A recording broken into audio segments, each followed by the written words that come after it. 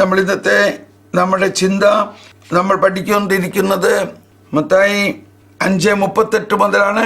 കണ്ണിന് പകരം കണ്ണ്, പല്ലിന് പകരം പല്ലെന്ന് പറഞ്ഞിട്ടുള്ളത് നിങ്ങൾ കേട്ടിട്ടുണ്ടല്ലോ. എന്നാൽ ഞാൻ നിങ്ങളോട് പറയുന്നു, ദുഷ്ടനെ എതിർക്കരുത്. വലത്തുകരണം തടിക്കുന്നവന് മറ്റേ കരണം കൂടി കാണിച്ചു കൊടുക്കുക. നിന്നോട് വ്യവഹരിച്ച് നിന്റെ ഉടുപ്പ് കരസ്ഥമാക്കാൻ ഉദ്ധിക്കുന്നവന് മേലങ്കി കൂടി കൊടുക്കുക. 1 മൈൽ ദൂരം പോകാൻ നിന്നെ നിർബന്ധിക്കവനോടുകൂടി 2 മൈൽ ദൂരം പോകുക. ചോദിക്കുന്ന കൊടുക്കുക. വായ്പ വാങ്ങാൻ ഇച്ഛിക്കുന്നവനിൽ നിന്ന് ഒഴിഞ്ഞു മാറരുത്. ഇന്നലെ നമ്മൾ കേട്ടതിൻ്റെ അവസാന ഭാഗം അല്പം കൂടി നമ്മൾ കേൾക്കുകയാണ്. ആത്മാക്കളുടെ വൈദ്യനായ കർത്താവ് ശിഷ്യരെ പഠിപ്പിക്കുന്നു.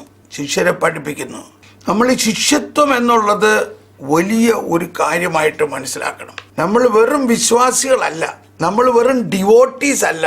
ഡിവോട്ടീസ് എന്ന് പറഞ്ഞു കഴിഞ്ഞാൽ നമ്മൾ ഇത്ര കൊന്ത ചെല്ലും, ഇത്ര നൊവേന ചെല്ലും, ഇന്നതൊക്കെ അനുഷ്ഠിക്കും, ഈശോയെ പ്രതി അനുഷ്ഠാനമാണ്. അതാണ് ഡിവോഷൻ.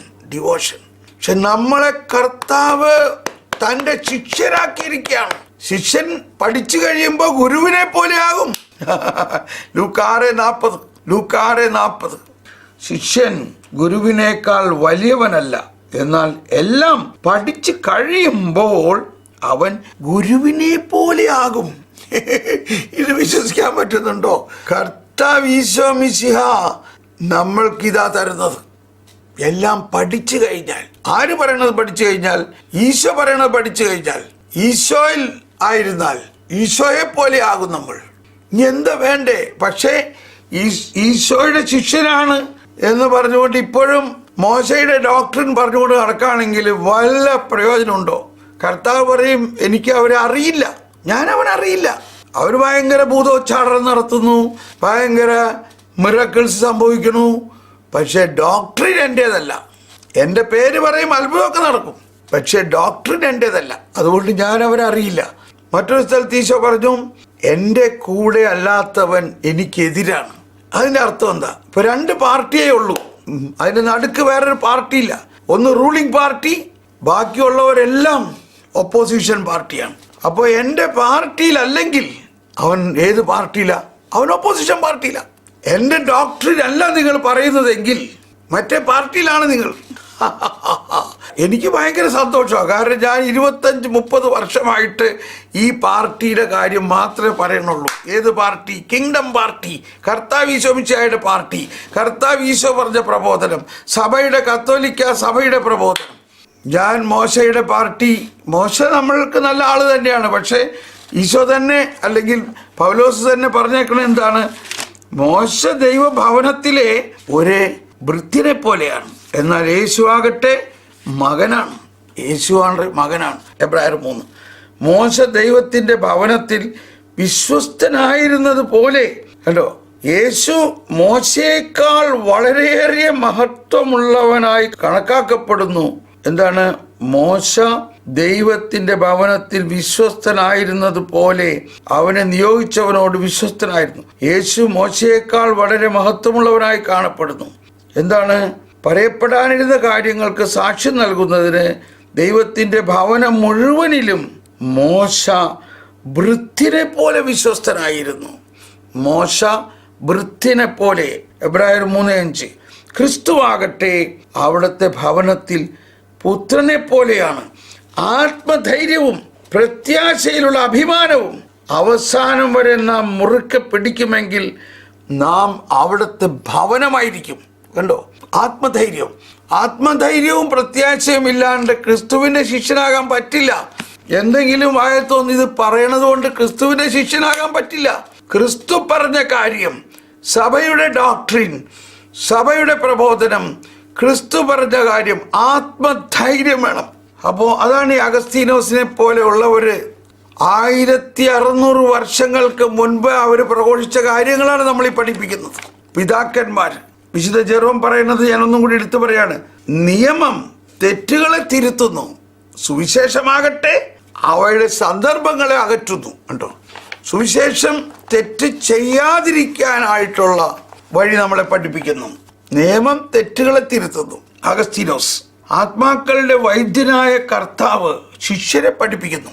അവിടെ നിന്നാണ് ഞാൻ ശിഷ്യൻ എന്ന് പറഞ്ഞാൽ ആരാണ്, ശിഷ്യൻ എന്ന് പറഞ്ഞാൽ ആരാണെന്ന് നമ്മൾ മനസ്സിലാക്കി കഴിഞ്ഞിരിക്കുകയാണ്. ശിഷ്യത്വ പരിശീലനത്തിൽ ശിഷ്യരെ പഠിപ്പിക്കുന്നു.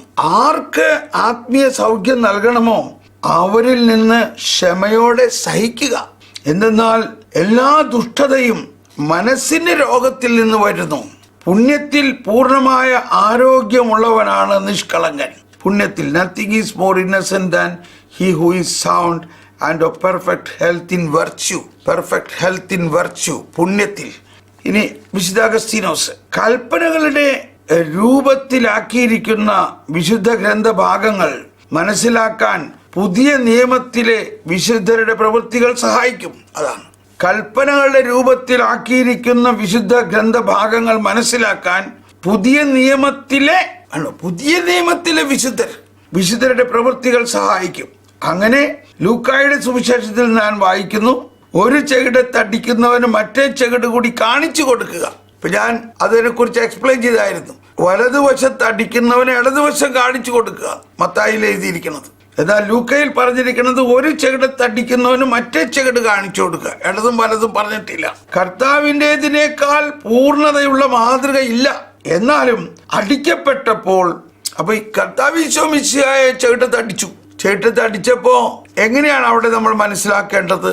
ഈശോ തന്നെ പറഞ്ഞതല്ലേ മറ്റേ വശം കാണിച്ചു കൊടുക്കാൻ. എന്നിട്ട് ഈശോ എന്താണ് ചെയ്തത്? ശ്രദ്ധിക്കണം, ഇത് വളരെ തെറ്റുപറ്റാൻ സാധ്യതയുള്ള ഒരു ഭാഗമാണ്. അടിക്കപ്പെട്ടപ്പോൾ അവിടുന്ന് മറ്റേ ചെകിട് കൂടി കാണിക്കുമെന്ന് പറഞ്ഞില്ല. പിന്നെയോ, ഞാൻ പറഞ്ഞത് തെറ്റാണെങ്കിൽ അത് തെളിയിക്കുക, ശരിയാണ് പറഞ്ഞതെങ്കിൽ എന്തിന് നീ എന്നെ അടിക്കുന്നു എന്ന് പറഞ്ഞു. ഇവിടെ ശ്രദ്ധിക്കണം, മറ്റേ ചെകിട് കാണിക്കുക എന്നത് ഹൃദയത്തിലായിരിക്കണമെന്ന് അങ്ങനെ കാണിക്കുന്നു. അതാണ് മറ്റേ ചെകിട് എന്ന് പറയുന്നത്. ഫിസിക്കലായിട്ട് ഉടനെ ഒരു കരണത്ത് അടിക്കുമ്പോൾ ഇതാ ഈ മറ്റേ കരണത്തൂടി അടിച്ചോളാം എന്ന് പറയുക എന്നതല്ല അതിൻ്റെ അർത്ഥം. ആ മറ്റേ ചെകിട് എന്ന് പറയുന്നത് ഹൃദയത്തിലായിരിക്കണമെന്ന് അങ്ങനെ കാണിക്കുന്നു. ഹൃദയത്തിൽ. വിശുദ്ധ അഗസ്തീനോസ് എന്തെന്നാൽ മനുഷ്യരക്ഷയ്ക്ക് വേണ്ടി മറ്റേ ചെകിടിൽ കൂടി അടിക്കപ്പെടാൻ മാത്രമല്ല കർത്താവ് സന്നദ്ധനായിരുന്നത്, മുഴുവൻ ശരീരത്തോടെ ക്രൂശിക്കപ്പെടാൻ സന്നദ്ധനായിരുന്നു. Praise the lord. കണ്ടോ, വലത്തെ ചെകിട് എന്നത് എന്ത് സൂചിപ്പിക്കുന്നുവെന്ന് ചോദിച്ചേക്കാം. ഏത് മനുഷ്യനും തിരിച്ചറിയപ്പെടുന്നത് മുഖം കൊണ്ടാണ്. അതുകൊണ്ട് അപ്പസ്തോലന്റെ അഭിപ്രായത്തിൽ മുഖത്തടിക്കുക എന്നത് ശപിക്കപ്പെട്ടതും വെറുക്കപ്പെട്ടതുമായ പ്രവൃത്തിയാണ്. എന്നാൽ വലത്തെ മുഖം, ഇടത്തെ മുഖം എന്നിങ്ങനെ പറയാൻ നമുക്ക് സാധ്യമല്ല. എന്നാൽ ആ പേര് ഇരട്ടയാണ്. ഒന്ന് ദൈവത്തിന്റെ മുമ്പിലും മറ്റേത് ലോകത്തിന്റെ മുമ്പിലും. അത് വലത്തെ കവൾ ഇടത്തെ കവൾ എന്നിങ്ങനെ വിഭജിക്കപ്പെട്ടതുപോലെയാണ്. ക്രിസ്ത്യാനി എന്ന നിലയിൽ ക്രിസ്തുവിന്റെ ഏതെങ്കിലും ശിഷ്യൻ ആക്ഷേപിക്കപ്പെട്ടാൽ അയാൾ ഈ ലോകത്തിന്റെ ഏത് ബഹുമതിയുടെയും പേരിൽ ആക്ഷേപിക്കപ്പെടാൻ തയ്യാറായിരിക്കണം. അതാണ് ക്രിസ്ത്യാനി എന്ന നിലയിൽ ഏതെങ്കിലും ശിഷ്യൻ ആക്ഷേപിക്കപ്പെട്ടാൽ അയാൾ ഈ ലോകത്തിന്റെ ഏത് ബഹുമതിയുടെയും പേരിൽ ആക്ഷേപിക്കപ്പെടാൻ തയ്യാറായിരിക്കണം. അത് അവനൊരു അഭിമാനമായി കണക്കാക്കണം. നാം സഹിക്കുന്ന ഏത് ദ്രോഹവും രണ്ട് തരത്തിലുള്ളതാണ്. ചിലത് പുനഃസ്ഥാപിക്കാനാവാത്തതിൽ പ്രതികാരം കൊണ്ടുള്ള ആശ്വാസം നേടാൻ നോക്കുക പതിവാണ്. അടിക്കപ്പെടുമ്പോൾ അടിച്ചാൽ എന്ത് പ്രയോജനം? നിന്റെ ശരീരത്തിന് കിട്ടിയ ദ്രോഹം നിന്റെ ശരീരത്തിന് നീ പരിഹാരം നേടിയോ? എന്നാൽ കോപം കൊണ്ട് വീർത്ത മനസ്സ് അത്തരം ലഘൂകരിക്കലിനെ പരിശ്രമിക്കുന്നു. ഇപ്പൊ നമ്മളെ ആരെങ്കിലും അടിച്ചിട്ടുണ്ടെങ്കിൽ അതിന് പകരം 2 അടി കൊടുത്താൽ നമ്മൾക്ക് ആശ്വാസമാവോ? പക്ഷെ നമുക്ക് ആശ്വാസമായെന്ന് വിചാരിക്കണം. അതാണ് പ്രതികരിക്കരുത് പറഞ്ഞതിന്റെ അർത്ഥം. ഇതിനെക്കുറിച്ച് നമ്മൾ വിശദമായിട്ട് പഠിക്കണം. നാളെ പഠിക്കാം.